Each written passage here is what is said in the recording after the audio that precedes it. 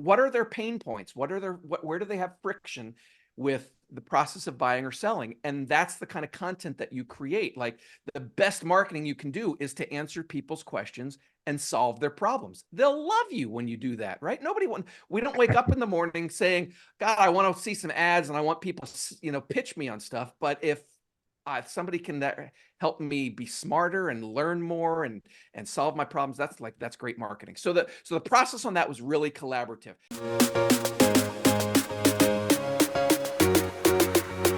All right, we are back. We are back. It had been a while since we did a true live session. Today, we're coming at you live here inside the group. Folks, I have a good one for you today. This one's you're gonna have a lot of fun with this. As always, I scour the forums of real estate and of real estate tech, and I'm looking for nuggets of knowledge for my audience. And a few months ago, probably was the December, maybe January timeframe, I stumbled, upon Matt, right? Yeah. And I always like interacting with people that know kind of what they're talking about, right? I can kind of smell out the expertise from people that kind of don't know. And we're in real estate and real estate tech, and there's a lot of people who don't know what they're talking about in a lot of these topics. Yeah. But Matt's a real one. He's a real one, and I've been really following him and his content around the general topic of marketing, but a lot of really depth of expertise in the topic of SEO.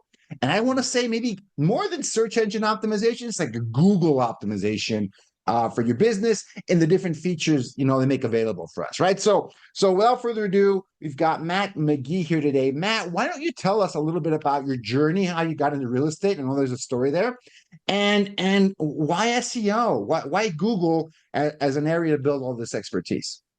Sure. Well, thanks for having me, Gus. I appreciate it. Why real estate? My gosh, I've been surrounded by real estate my entire life. My dad was a real estate agent for 48 years, I want to say. He's no longer with us now, but he had a small independent brokerage. My sister has had her real estate license for, I want to say maybe 20 or 25 years now. Maybe even longer, gosh. And then my wife, she got her license back in 2004. So she's celebrating her 20th anniversary as a realtor here Awesome.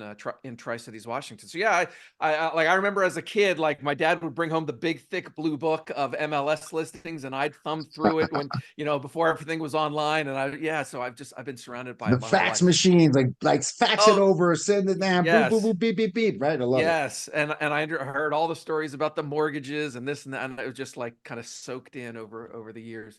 SEO, why SEO? So in the mid or late 1990s, I got out of I used to be a TV sports anchor, got out of that, took a job building websites for local small businesses, and they would eventually come back to us like 6 months later and say, "Hey, we love our website, but nobody can find it. How do we get business from it?"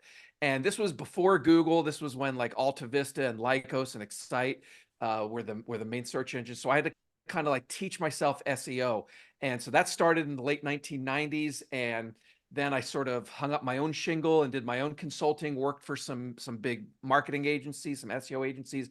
I've done consulting for like Target and the Weather Channel, like, big brands like that. But I love working with small businesses because, and especially in real estate, because my wife's an agent. So I'm her marketing director now.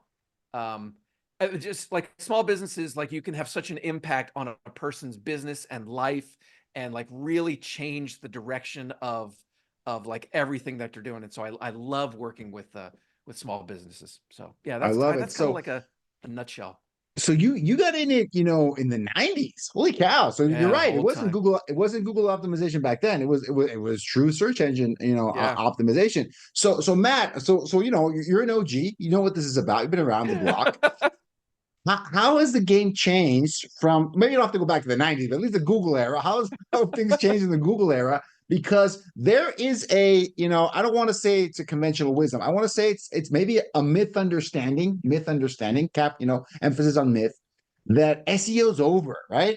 If you didn't Yeah. buy beachfront property in the early 2000s, forget about it, right? You're not going to find, condos for sale in Walla Walla, .com anymore. It's not going to be available in most cases. So why even try, right? Because back in the day, you thought, hey, the URL, your domain name, could help Mhm. help you with, the SEO. So Right. so how has the game changed, and how or why is it relevant even today, 2024, than it was in 2004?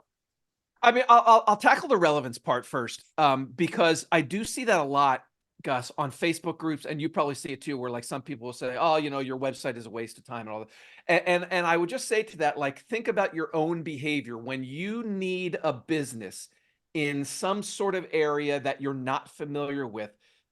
The first thing you're probably going to do is going to go to Google and start doing some research. You might, attorneys near me or whatever it is, or you're going on a trip and you're looking for a hotel to stay out, or right, like that's like we all go to Google constantly to research local businesses. There's so many surveys, and something like 90% of people are on Google every day or every week looking up business information. So that behavior doesn't change. And consumers, like, we've heard the stats that they like everybody says they'll use their same real estate agent again, but what, like only like 12% actually do. Very So few. like 10 years from now, when they need another real estate agent, they've forgotten about you because you haven't stayed in touch with them.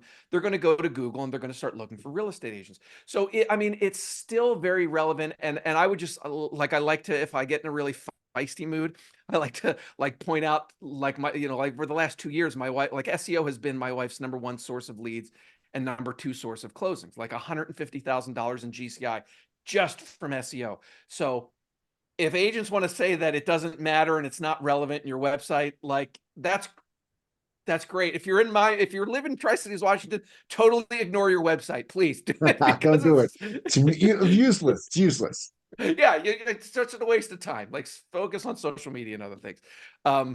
But yeah, like I just like the numbers bear out that it is relevant and that it still does matter. And how has it changed? I mean, I think a lot of the basics are still the same. Like back in the day, it used to be about like how many times you stuff the keyword onto your Yeah, page I remember the day. and right, like stuff like that. And Google got really good about like ignoring that. And now it is more about being a helpful advisor, a trusted resource. Like Google has this thing, and if I'm getting too into the nitty gritty, then tell me. But they have this thing where they what they're looking for in the search results are experience, expertise, authoritativeness, and trustworthiness. That's the kind of content that Google wants to show when you or I do a search for whatever it might be, right? Like movies or attorneys or doctors or whatever.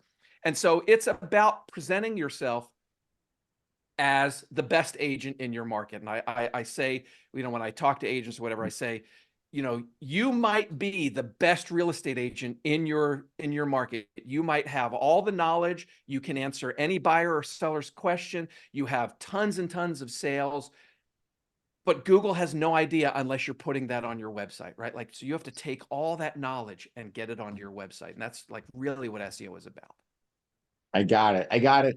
And a lot of the basics, I believe it, right? Because the Google was always trying to, the mission of Google. I don't even know if it's the same mission anymore, but the mission of Google was to organize the world's information, right? To make it accessible, and with that mission came, relevance. Relevance. Which, like, if I want to find a great real estate agent in Tri Cities, who's the best? Okay, here are the best, real estate agents. Mm-hmm. And you used to be able to hack it in different ways, right? Like you mentioned, keyword stuffing. There were all these backlink providers that were kind of fake, because people that don't know that term, if a lot of websites are linking to you, it could be an indicator that you've got something interesting, useful, unique to say, authoritative to say, or it could be, a hack, right? You're buying these links from people, not really doing it that way. It is if you're approaching someone in 2024, right? What is the recommendation? Where should they start? Right? Because you're not going to stuff keywords. You're not going to buy all these backlinks from these fake sites. What's a good starting point? Is it starting a blog and just letting her rip? What is the 101 someone should start with? Because they've bought it. Matt, I'm convinced SEO is still relevant. I want to be a trusted advisor to Google, not just to my clients, but to Google too. I want to be Mm-hmm. recognized as an expert. What is that way to do it? Is it a big website with 300 blogs on it, because then that was a big thing. I remember when I got in real estate about 10 years ago, it was about make 600 blogs. No, 1,200 blogs. No, 1,800 blogs, because that's what Google really, really wants. And you know, and I did it, by the way. It was very useful. But that was 10 years ago. What is the recommendation right now if someone is getting started from scratch, the 101?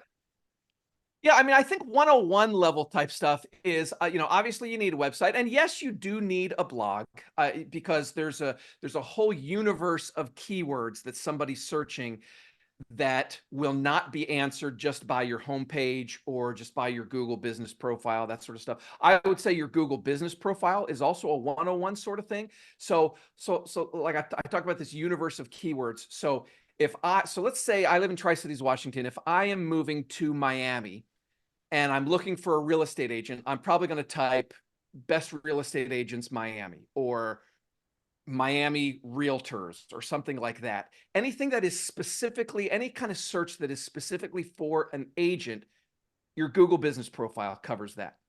I might, if I get a little further down the funnel and I want to start looking at homes for sale, I might start typing Miami homes for sale, or Miami homes for sale, under $800,000, or whatever my budget might be, right? So all of the keywords, when I'm searching for specific homes for sale, that's where like your IDX comes in, that part of your website. That's really competitive, because that's where Zillow and Redfin and all the other big portals rank as well. So that's super, super competitive. It's not impossible, but it's going to be difficult if you're just starting out. And then there's a million other keywords. And this is where the real opportunity is that I'm going to search cost. What's the cost of living in Miami? What is it like to live in Miami? What are the best neighborhoods in Miami? What are the best school districts in Miami? Is Miami a good place to retire, right? So all these other things that I'm going to search for if I'm buying a home in Miami, your IDX doesn't answer that. Your Google business profile doesn't answer that, but blog content can answer that. And so like my wife, like when I joined her, as her quote marketing, I mean, obviously was helping her over the years, like informally, but like formally joined her as her marketing director back in 2017, 2018. I said, we have to really get intentional about your blog, and not 300 posts or 600 posts like you were mentioning, but like, let's be it intentional. was garbage content. It was safe searches. It was like a bunch of same text, little keywords. You know, we gamed it. We tried to game the system, and to be really honest with you, it worked really well until what you just said, that the portals got in on that game, and then it was game over. Like it was everyone, including myself, went to zero once the portals got into that. Yeah, I mean, it used to be like content for the sake of content, would work, and quantity over quality. That is 180 degrees different now. It's all about quality. And so like she had we got really intentional about blogging 2018. And like, we need to do an article about this. And so when the pandemic hit, here, a quick little story, when the pandemic hit, she started getting, like, we live about 3 hours east of Seattle, 3 hours northeast of Portland, Oregon. Kind of a little more rural area, about 300,000 total population here, whereas, obviously it's in the millions over in the big cities. She started getting phone calls. We all heard about the exodus from the big cities, right? So she started getting a lot of phone calls from Seattleites, Portlanders, and even Californians saying, hey, I'm thinking about moving to the Tri-Cities. So we did a blog post. I think it's like 7 things to know about moving to Tri-Cities, Washington. And for 4 years now, it has ranked #1 for those kind of searches. And she continues to get leads month after month after month, and closings month after month, from this one blog post that she wrote that Google loves and ranks #1. And it's like just answering people's questions and solving that kind of problem. And it's a really high quality blog post.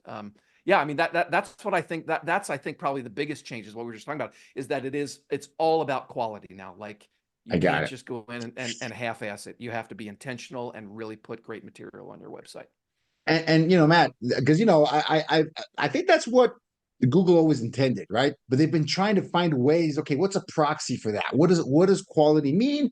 It used to mean backlinks. It used to mean quantity of content. It used to mean all these other things. What does quality mean now in 2024? Because I mean, the Google, it's trying to find an automated way at scale, and we're talking about you know, millions of websites, millions upon the data they manage is just, it's hard to wrap your head around the amount of data they go through on a daily basis. How do they know something's quality? Do you have any insight into that?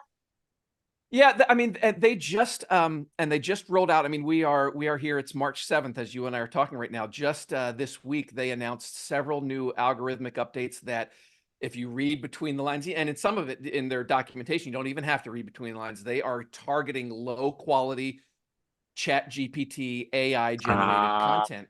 there we go. And so yeah, like it's like, if you are using those tools to, manipulate search results, forget it. You don't have a chance. um and so like, we're like, here in the SEO industry, like, they said it's going to take about a month or two to roll out, so we're all kind of like watching, like, how are things going to play out and all that sort of stuff. So I mean, how do you measure quality? I think like, Google's answer would be, stop worrying about, keywords and keyword density and all this sort of stuff. They'd be like, write for, your content needs to address users' concerns. And so like the anything that you're producing with ChatGPT, for example, and I'm not opposed to it. I just don't think that you should be having ChatGPT write a blog post and you put it word for word on your real estate website, because that content is just so mediocre and mid-range. Like, that, to me, It's very that's like mid. that's the bare minimum, and you have to be better than that now, because anybody can do that. So what are you going to do to deserve, ranking number one for that really great keyword, moving to Miami, Florida, or moving to Kansas City, whatever it might be, right? Like, you have to have really great content. It's, when I look at a piece of content, an article, a blog post, or video, whatever it might be, my grading criteria is, could ChatGPT have written this? And if the answer is yes, then it's not good enough, and you have to make it better. And like I mentioned, what Google's looking for: experience, expertise, authoritativeness, and trustworthiness. So you have to put your personal experience and your expertise in there. ChatGPT will give you a lot of great, like, if you want to do an article about, the benefits of staging, and you want to put that on your blog to try to attract sellers, they'll give you a nice article, but you've then got to improve it and insert your own expertise into that article to take it from here up to here. I mean, that's the only way at this point. You've got to I do that. got you. I got you. And and just making it, concrete. Like, for example, in the example of your wife's business, that one specific blog article really took off. Was that, did you guys hire a ghostwriter to do it? Is that something your wife sat down and just hammered out and just made it better and better and better? What's the process? Because the AI tool is relatively new. It's been out for about a year. It can help. It's a good starting point. I agree. There's a lot of, so Matt, I see Facebook replies, right, to my posts that are so obviously ChatGPT. It Yes, isn't I even funny, know. Oh right? my gosh. And I I know. go, I and hate it. number one giveaway is like 8 paragraphs. Like, no one writes that, right? No one wants that way. And then, like, the adjectives, right? Like, oh, tremendously. There's 2 or 3 dead giveaways Yeah. that if I Yeah. can tell, Google can tell. But what's the recommended way? Is it, eliminate that writer's block, sit down and just work on it? Is it hire someone like to do to do the writing for you? You already mentioned one example. Start with ChatGPT, but then make it Yeah. like a real person wrote it, like a skeleton. What have you guys done that has worked out the best? Yeah, I mean, for that one article, we went, because, like I said, she was having what the pandemic was, what, February, March of 2020, and we Yeah, 4 published years ago. at the end of May. So we had about 2 months where she was getting constant calls, and Mm, so it was what are they asking about the Tri-Cities? What do they want to know? Let's put all those answers in the article. And so love that it. one was really collaborative. And I think that's a great way, like, to approach any content. Like, I what love are it. your buyers and sellers? Like, what are their pain points? Where do they have friction with the process of buying or selling? And that's the kind of content that you create. Like, the best marketing you can do is to answer people's questions and solve their problems. They'll love you when you do that, right? We don't wake up in the morning saying, God, I want to see some ads and I want people, pitch me on stuff. But if somebody can help me be smarter and learn more and solve my problems, that's great marketing. So the process on that was really collaborative, and that's I pretty love it. typical. Um, like I will say to her, like, we need to do an article on topic X. And I'll say, tell me, what are your thoughts on that? What do you think that should cover? And so then we'll have like this conversation where she'll say, oh, well, buyers usually tell me this, but we should correct them and tell them this other thing. And so it's like very collaborative process. And then I'll go and I'll start writing and come up with an outline, and I'll say, here's what do you think of this? And then she'll rewrite and put her real estate experience into it. And that really works for us. I know that that's not going to work for everybody, because not everybody has, a husband wife combo. I think Yeah, ChatGPT is great for coming up with outlines love it. of content. Like, if you say, I want to do an article about the cost of living in Miami. What are 8 to 10 things that I need to explain in that article, whatever the Mm. prompt is, you might have to try a couple times with the prompt, but you'll eventually get a really good outline of an article, and then you put your own knowledge and expertise into it. So yeah, I mean, if you can hire somebody, if you can marry somebody, that's great. But Even even easier. if, yeah, like even if not, like there are tools that can simplify things and speed things up, but ultimately you have to be involved in the publishing process. I love it. I love it. So it is, a great idea for content is, what are the questions you get every day? Not, Oh, that was a really good example, because that was a new event and there was, fresh content to be had. But I think there's something to be said about questions we get every day from our clients, right? yep. Oh About yeah. the interest rate, about this new loan program, about, what's going on in the marketplace, a new development coming up. I mean, what is something that's interesting, that's new, that, and maybe just the tried and true stuff. Some of my more favorite, best pieces of content are just explaining what is an ISA for real estate, which is what I do, right? What's an ISA? What is that? And what is that? Right. And Mhm. that is still nothing beats that piece of content for me, wherever I put it, blog form, video form, whatever. That's just my number. I call it the gateway into the Gus, content verse, right? That's, what is an ISA? Oh, well, let me explain to you. Da da da da. So I think it's a great way. What are people asking? What are people Yes. asking? What are people And, looking for? and let me expand on that. Have you ever heard, Gus, the phrase "the curse of knowledge"? No, what is that? Okay, this is like an actual psychiatric phenomenon or something. It's called the curse of knowledge or the curse of expertise, wherein if we know something, then we assume everyone else knows it too. It's Ah, there we and go. so and so when I talk to real estate agents a lot, client or not client, they're like, I don't know what I should write about. I don't, and I'll say, the stuff like you were just saying, like, the questions people ask you. This is really interesting stuff. And here's the thing, right? Like, we work inside real estate constantly. We understand what appraisals are. We understand what earnest money is. We understand how inspections work. We understand the process of negotiation. We understand what, pre-approval versus pre-qualification. We understand all that because the people out there, they have no idea. They have no idea how real estate works. It's really, I just pulled this up because I want my wife. This is an email that came in to my wife's website, I want to say 3 days ago. Hi, I have a question for Ask the Realtor, which is a segment that she has done on her blog. You ready for this, Gus? This is the cutest question in the world. If I put in an offer to purchase a new home contingent on the sale of my current home, but the seller backs out before I get an offer on my current home, am I still required to keep my home listed and sell it? Isn't that the cutest question? It's Like, a this person real one. think, It's a real yeah, one. like, and it just, like, I saw that and I was like, oh my gosh, that's the cutest question.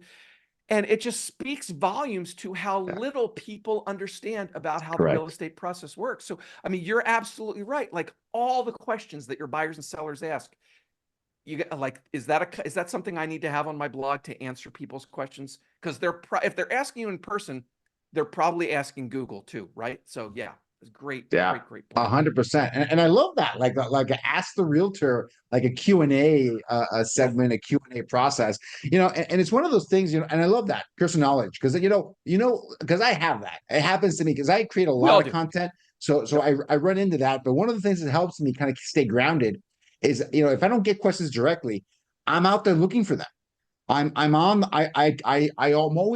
living and scouring wherever realtors live. My clients are real estate agents, right? So that's my target audience. So I Yep. am where they are, right? And I'm Uh-huh. seeing what they're asking. I'm seeing what they're struggling with, and I go, okay, I need to, and nowadays half of my responses to a lot of the questions I see on Facebook groups, Reddit, other places is a response to their question. And if you want the deep dive, here's a piece of content that I created. Like, check out this, right? I go Yep. way deeper in this piece of content, right? Because this is the question is, it's unique to them. It's the first time they've had it, but I've heard it before and I've nailed it. I've nailed the answer.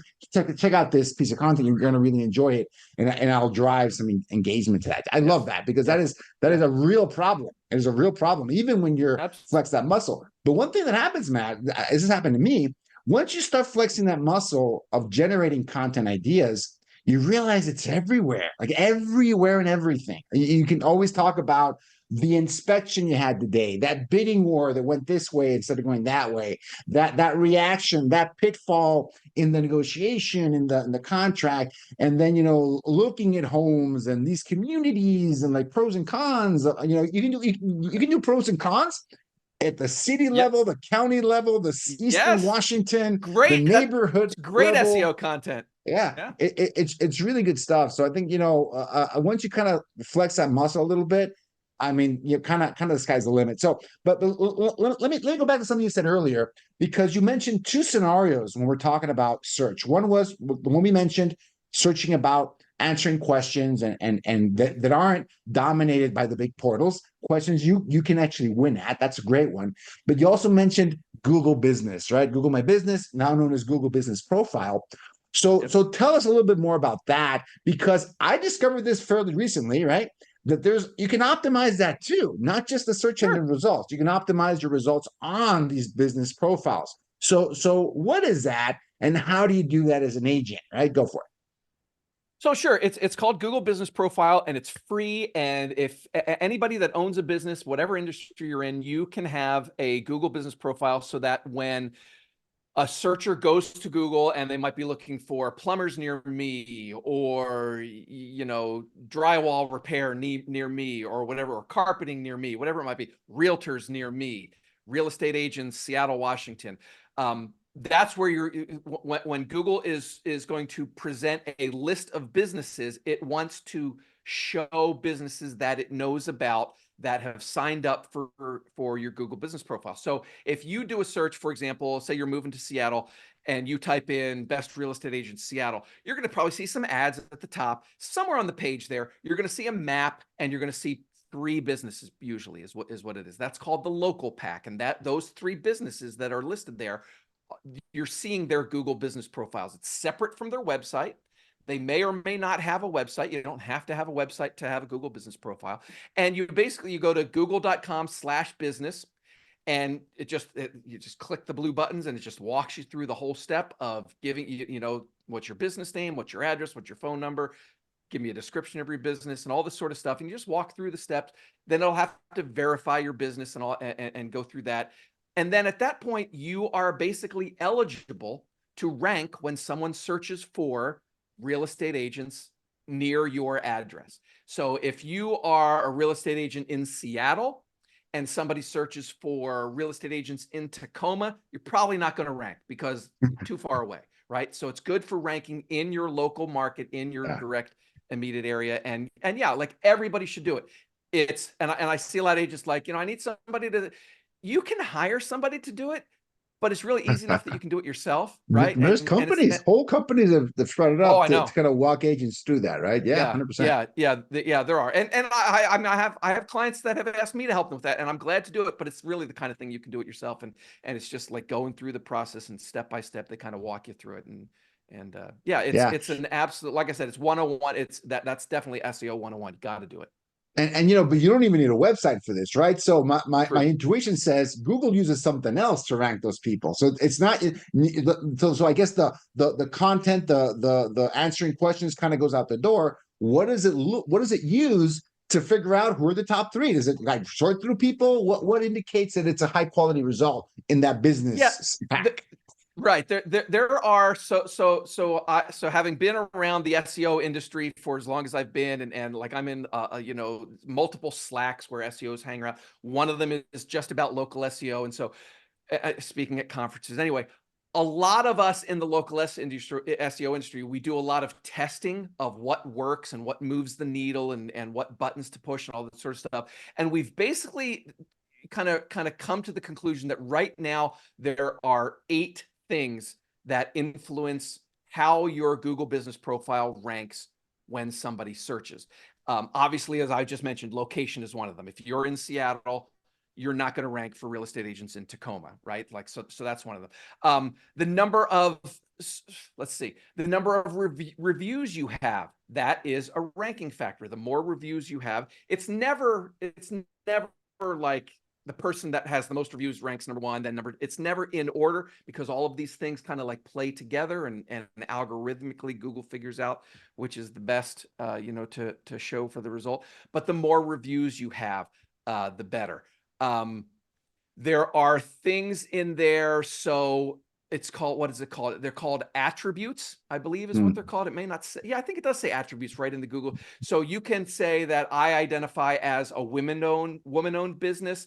I identify as a veteran-owned business. I identify as LGBTQ plus friendly, all this sort of stuff. If somebody, and so like in my wife's Google business profile, we chose the attribute woman-owned business. So if somebody does a search for woman-owned real estate company here in Tri-Cities, Washington, she will come up because she's filled out that section of the Google business profile. Interesting. Your categories are really, really important in your Google business profile. And it's in real estate, there's like, if you just do a search for real estate, there's like 10 or 15 that you can choose from. But obviously, you know, you're going to want to put yourself in the real estate agent category so that you can have a chance to rank for real estate agent. So yeah, like I said, there's these 8 things. I'll tell you like some of the myths and the things like. That's where I want to get to. That's a real question I wanted to. You know, like, Okay. so what do people think is Yeah. the most important Yeah. thing? Because it's usually wrong. Yeah, it's so you know, like you've heard of Google Posts, and you add posts to your Google business profile. That does not, you totally should do it, right? Like it's good to have posts on your Google business profile, but it doesn't help you rank better, right? Like if Mm. you're posting 5 new things on your profile per day, you're not suddenly going to shoot up to number 1. It's at least same thing with the product section, same thing with Mm. adding photos, same thing with a lot of those, like replying to reviews is not going to help you rank higher. You totally should do it though, but it doesn't help you directly rank higher.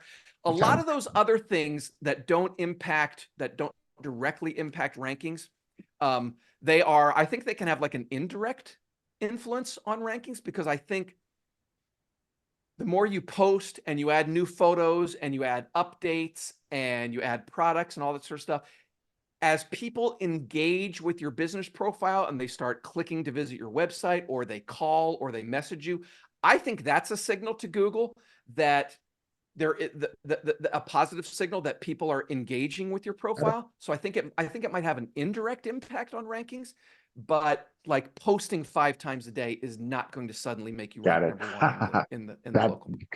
that's a good one. I love it. I love it. So, and Matt, you know what we've talked a lot about generating content that answers questions, that addresses, you know, customer needs. What about the topic of video, right? Because we've kind of been focusing mostly on written content and blogs. You know, YouTube is the second most used search, you know, website, you know, on the planet, right? And a lot of times they'll try to shoehorn video results to whatever question you're asking. Do your wife and your business, your clients, do they utilize video at all to rank? Is that useful? Is that not Totally. useful? What do you say about that? It's totally useful, Gus, because there's a lot of overlap in how buyers and sellers search on Google and how they search on YouTube. So like keywords like pros and cons of living in Tri-Cities, Washington, people are going to go to YouTube and do that same exact keyword search that they're going to do on Google. So yeah, it's totally wise if you have the bandwidth, right? Like video takes a little more effort and get yourself in front of the camera and you have to edit and all that, right? Like, so I get that it takes a little more bandwidth, but there's a whole lot of benefit to having content that has, you know, it's both text, for your blog and website, and then video for your YouTube channel, because there's so much overlap in how people search. So yeah, it's a I totally, gotcha. So it's not an either totally or. smart idea. It's not really an either or. It should be And something you should incorporate both. yeah, it's an and for sure, not an either Yeah, or. gotcha. I love it. I love it. And what about ads, Matt? Because we're talking about Google in as in keywords, and then Google Business Profile. Both of these have ad products, and not probably the source of the greatest fortune of the 21st century, right? So it's a very successful ad product. I mean, they're functional monopoly, amazing source of trillions of dollars. It's a good ad product because it works. People pay a lot of money for Google to rank on Google Yes. for keywords. People pay a lot of money. Well, actually, I don't even know how much money they charge right now to get, for the local service ads, which is the business profile ad product. What's your take on those? Is that an either or? Is that also an and? Or what's your take on these ad products? Because everything we just mentioned has a little spot at the top that's reserved for people that pay. What do you think about that? Yeah. I mean, if it's a great way to get quick visibility in Google search results, right? Like SEO takes longer because you're not, just because you started publishing on your website and started blogging, like it takes time for Google to start trusting you, to start showing your content really highly, but you can buy your way to the top with Google ads. And so if you need, like, if you're in a situation where you need leads like right now, then Yesterday. by all means, yeah, right. Like, you're going to have to start spending some money on ads. SEO is not the solution in that case. Got it. SEO is definitely more of a long-term. It's a 3 to 6 to 9 month kind of thing. So yeah, I mean, I think ads are perfectly reasonable, and it's smart to do if you need instant access. For my wife and I, once we started blogging, I think it was about 12 or 16 months later, we turned off our Google ads. We stopped paying Zillow. We stopped paying Ah, Realtor.com, dropped all that, because her website and SEO was just generating enough business that we didn't need to spend. We didn't need that expense. So I yeah, I love mean, it. I think usually it's an and, but if you're successful enough at one or the other, it can be an either or.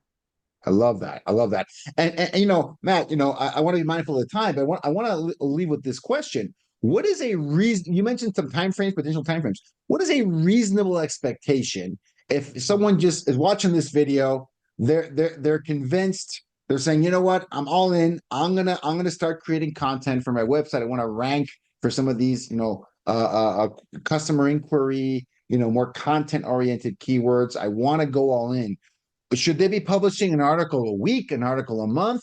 What's your take on that? And what is a reasonable expectation to start seeing results from this? Inquiries, people Sure. submitting their information through the website. What's a reasonable take on that?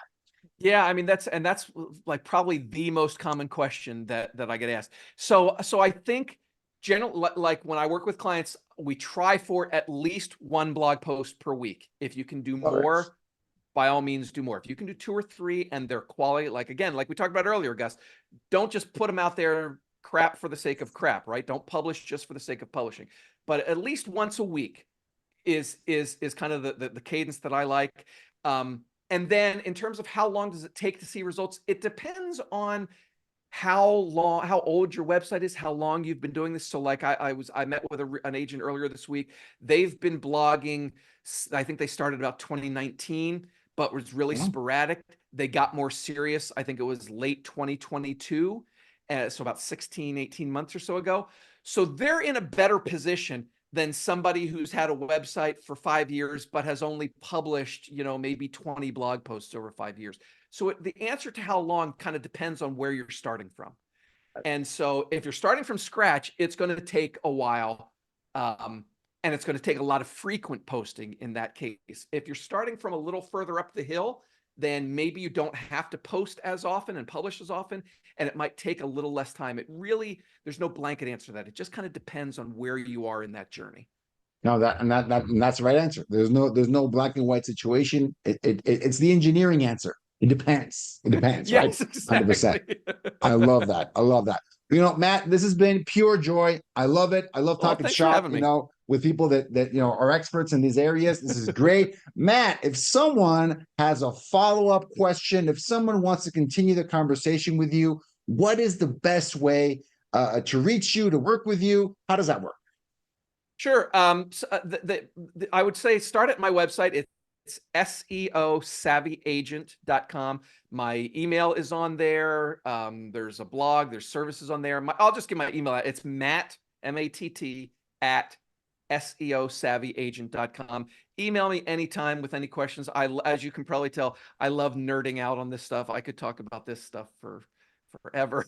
So I promise not to like tell me how much of a nerd you want to be when I reply. But yeah, just send me an email or visit the website and get in touch through that way. That's probably the easiest way, and I'm happy to answer whatever questions people have. All right. Sounds good. Thank you so much, Matt. I appreciate you. And folks, you already heard it. Want to learn more? Take the deep dive. Check out Matt's website. And he's a friend of the group, so he's here. I also see him a lot on the big Facebook groups as well. You can see him around the Facebook sphere. So thank you so much, Matt. I appreciate you, and see you on the next one. You're always open invitation, Matt, to come back if you ever want to talk about any specific topic. We can take a even deeper dive because there's so many nuggets in this interview. This is great. It's gonna be a great piece of content. I appreciate it, Gus. Thanks for having me. All right. Thanks a bunch.